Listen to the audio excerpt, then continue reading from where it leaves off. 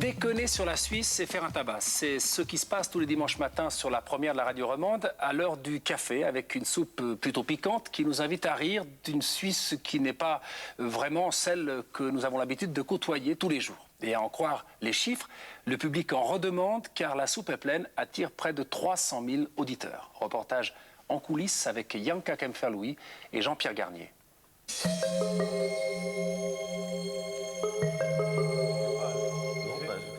Qu'est-ce que tu fais autrement? C'est Alf, ou il y a Daffy Duck qui ressemble.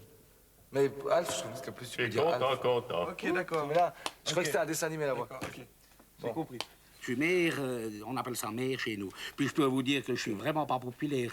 Ah, nom de Dieu. Pas pourquoi on dirait que les gens m'en veulent. Hein. Vous exercez où? Je suis syndic de Tolochna. Bah si, l'accent. Syndic de roman. Ça change quoi? Moi, je t'aime pour qu'il y en a l'accent pas un. fribourgeois, je suis fribourgeois. Mais tu peux pas être syndic de roman. On fait pas celui-là. C'est un peu tiré par les cheveux, frère. J'ai Gilles à le couper. Hein.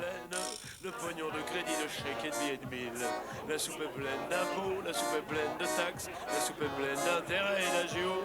La soupe est pleine, ça se place, la soupe est pleine, ça siège, la soupe est pleine, ça conseiller, ça pille. La soupe est pleine, à table.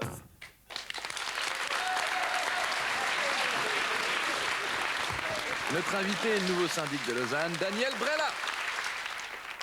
Vous êtes quelqu'un d'imposant, Daniel Brella, dans tous les sens du terme. On vous taquine souvent au sujet de votre carrure. Je voulais juste vous demander si, puisqu'on risque de faire quelques allusions à ça, si c'est quelque chose qui vous dérangeait. Pas du tout. Vous savez, il faut toujours être connu par un certain nombre de créneaux, et plus vos adversaires en rajoutent, plus ils se plantent. Au niveau fiscal, à la ville de Lausanne, vous êtes imposant aussi? Écoutez, dans la moyenne des villes suisses, sans plus. Et puis, comme vous, nous vivons effectivement de taxes et d'impôts, comme la radio romande vit d'une taxe radio-TV. Nous sommes tous un peu dans les mêmes eaux. Ouais, mais pour un auditeur, c'est plus facile de foutre son poste de radio par la fenêtre que le syndic de Lausanne. Ah oui, ça, il faut être effectivement haltérophile, et puis il faut en plus l'avoir sous la main. Donc on va parler un petit peu politique pour se fendre la gueule. Au départ, quel était votre objectif? C'était de montrer que dans ce pays quand même rigide, dans ce pays où on disait que les gens avaient de la peine à se moquer d'eux-mêmes, qui est fermé, qui refuse l'Europe, etc., qu'il y avait quand même un certain nombre de personnes qui étaient tout à fait d'accord d'aller un peu plus loin, de chatouiller tout ça et puis de le bousculer. C'est que les politiciens sont là pour nous, pour les gens, et qu'on a le droit aussi de s'en moquer, puisqu'ils se moquent de nous. Et pourquoi est-ce que les politiciens viennent, à votre avis? Maintenant, ils sont un peu obligés, vu que ça a un peu tourné, la façon de faire de la politique, avec la gestion de l'image et puis ce genre de choses, ils sont obligés d'être présents aussi dans ce genre d'émissions. Je crois que ça ne les dessert pas. En général, ils ont le choix entre être secoué à la soupe ou s'endormir à droite cité. Alors, ils commencent à préférer être secoué. On peut pas voir Thierry Meury quelque part sans qu'il fasse une revue de presse. C'est malgré tout Véronique Montel qui donne le point de départ, puisqu'on commence par le lundi.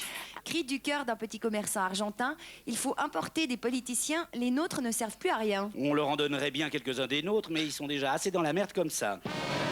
Mercredi, comme nous le révèlent les chiffres du recensement 2000, la population suisse a augmenté grâce aux étrangers. Il faut dire que les Suisses ne sont pas très productifs. Plutôt que des tracts racistes, l'UDC devrait distribuer du Viagra.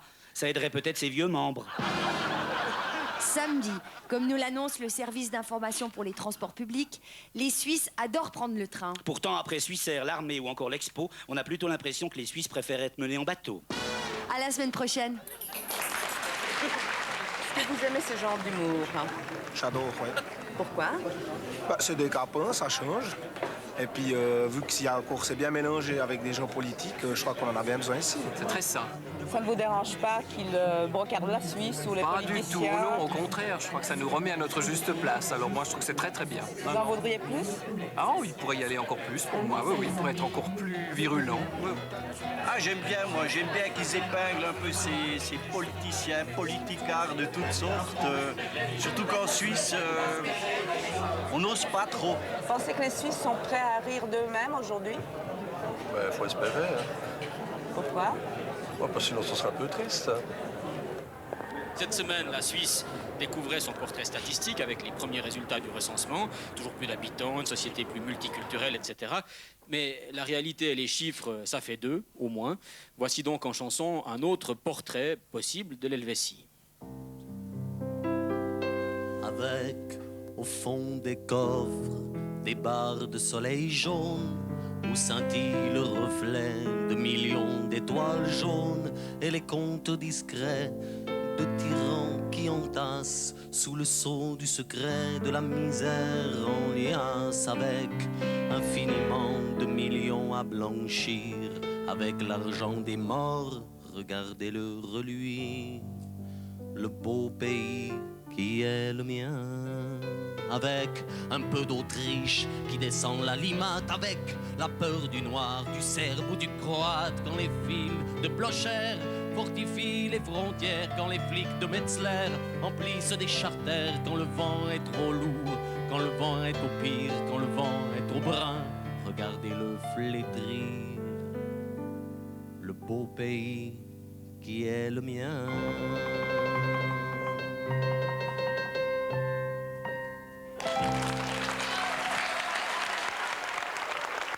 Est-ce que vous pensez qu'on peut rire de tout? Bah, en dehors de Murray, ouais. Il aime pas tellement qu'on se foute de sa gueule. C'est ça, surtout son physique. Surtout son physique. Non, comme c'est satirique, c'est comme une émission. Il faut rire quand il y a des victimes, mais surtout des méchants, quoi. Donc rire d'une victime innocente, d'un glissement de terrain ou d'une éruption volcanique ou je sais pas quoi, ça pourrait être drôle dans certains cadres, mais c'est pas satirique, c'est juste de la provoque gratuite. On peut rire de tout, mais pas pas avec n'importe qui et pas n'importe quand. Mais surtout pas n'importe quand. Je crois, avec n'importe qui, on s'en fout un peu parce qu'on sait pas qui écoute de l'autre côté, puis il y en a forcément un qui rira, puis l'autre pas. C'est vrai que la semaine après les attentats, il y a eu une sortie. Et ça avait fait immédiatement, ça avait figé le public parce que c'était drôle, c'était un bon effet. Mais les gens, ils avaient vraiment pas le droit. Ils ont fait et puis même voir ça arrive. Et on sentait qu'ils s'interdisaient de rire là-dessus parce qu'ils étaient touchés. Les États-Unis ont livré au président chinois Jiang Zemin un Boeing préalablement truffé de micros. En effet, Yvan, chez nous, les Boeing ne sont pas truffés de micros, ils sont criblés de dettes. Remarquez, on comprend bien les Américains. Ça peut être intéressant d'écouter à leur insu les gens en avion. Raison pour laquelle notre équipe de techniciens n'a pas hésité à installer une batterie de micros dans un appareil suisse. Grüezi, madame et messieurs, ici c'est la commandante de bord Vernie Operli qui parle à vous. Je souhaite à vous le bienvenue à bord de cette vol SL Noul. Ouais, mais moi, je dirais quand même que ça fera bien plaisir de voyager sur cette nouvelle compagnie nationale, que grâce à moi, que je suis ministre, ben, c'est moi que j'aurai tout résolu. Oui, Pascal, c'est vrai que ça fait plaisir. Encore que 2 milliards le billet pour un aller simple Genève-Zurich, ça n'est pas donné, si vous voulez. Quoi? Pourquoi? C'est normal. Ça, c'est la classe Business, la Business Class, comme ils disent en allemand. Et puis attention, cette compagnie, c'est quand même l'excellence, avec du personnel qui est qualifié. D'ailleurs, moi, je dirais toujours que voler avec Swiss Airlines, c'est du vol qualifié. Et ça, c'est clair. Allô? Ah, bonjour, Gaspard, oui. Oui, écoutez, si vous voulez, je sais bien qu'on est en retard à la séance. Bien oui, je sais bien qu'on devait discuter du projet de la 657e révision de la Lamal. Oui, mais ce n'est pas grave. Vous déciderez sans moi, comme d'habitude. Tout est contrôle. Nous avons complètement perdu le cap à la verticale du lac de Neuchâtel, oui. On est perdu dans un espèce de nuage artificiel. Mon Dieu, Pascal, c'est horrible. C'est Ben Laden. Non, ce sera pire. C'est Nelly Wenger. Souvent, les directions et les responsables de médias qui prennent un peu l'avis du public et qui disent ou à leurs journalistes ou à leurs présentateurs que, attention, il ne faut pas toucher ça parce que le public va mal réagir, ne va pas comprendre. Puis tout d'un coup, il y a une direction, en l'occurrence celle de la radio suisse romande, qui permet de le faire. Puis on se rend compte que le public n'est pas du tout aussi négatif qu'on aurait pu le croire. Est-ce que vous pensez que vous pourriez aller plus loin avec votre genre d'humour?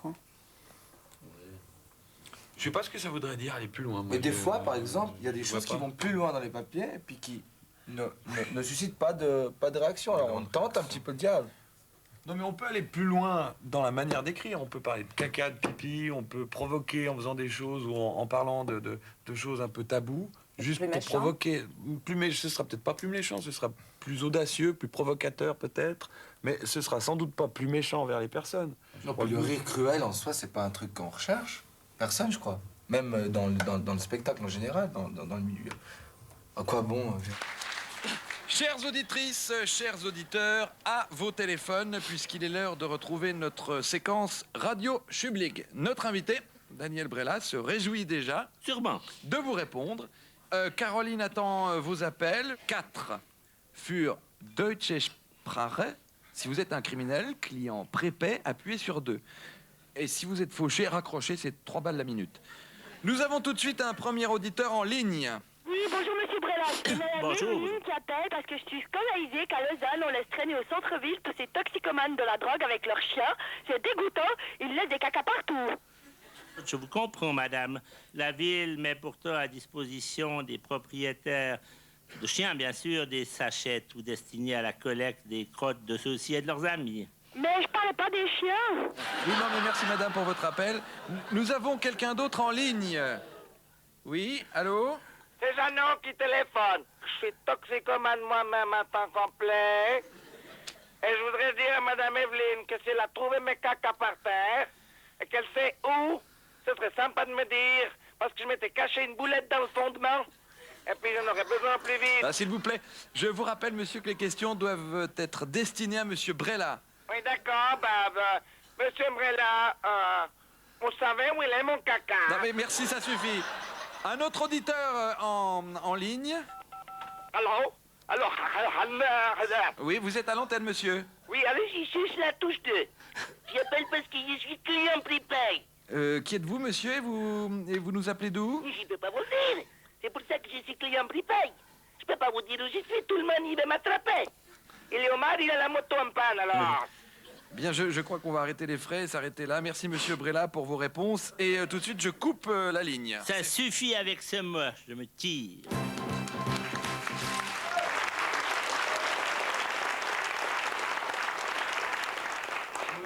Comment ça se fait qu'un politicien comme vous vienne à la soupe sans problème? Moi, dès qu'il s'agit d'humour, je viens sans problème où vous voulez. C'est une question de tournure d'esprit. Vous pensez que cette émission est nécessaire? Alors, je ne l'ai peut-être pas indispensable, mais elle est certainement nécessaire pour faire retrouver un petit peu de convivialité entre le discours abscon et la réalité de tous les jours. Alors c'est un service public, un vrai? Je n'irai pas jusque-là. Enfin, certains vont le considérer comme un service public, d'autres vont le considérer comme un service personnel, et les troisièmes, ça me comme quelque chose d'insupportable, mais c'est les vieilles générations politiques. Par rapport à ce qu'on voit en France, on est encore modéré, mais on a très clairement quitté l'humour un peu. Ce qu'on osait faire il y a 5 ans, ils font de la corbeille. Et vous pensez que les Suisses sont prêts à entendre ce genre d'humour aujourd'hui? J'en ai l'impression, puisque énormément d'entre eux regardent les émissions sur la France et malheureusement parfois suivent plus volontiers le discours politique français que le discours suisse. Il y a peut-être un manque. La soupe est pleine, la soupe est pleine, la soupe est pleine de cheveux d'embrouille, de combinés, puis de cadeaux. La soupe est pleine, la soupe est pleine, la soupe est pleine de pognon, de crédit, de chèques et de billets de mille.